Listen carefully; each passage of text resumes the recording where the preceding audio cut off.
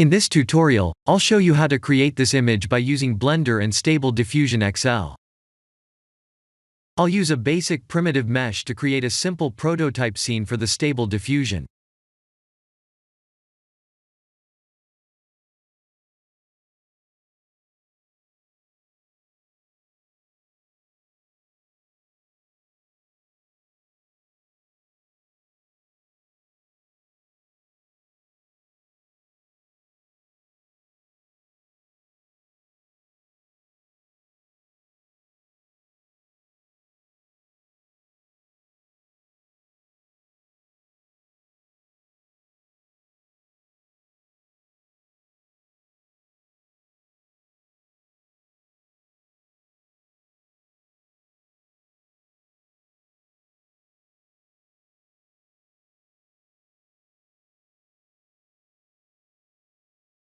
Please render the image and import it in Stable Diffusion.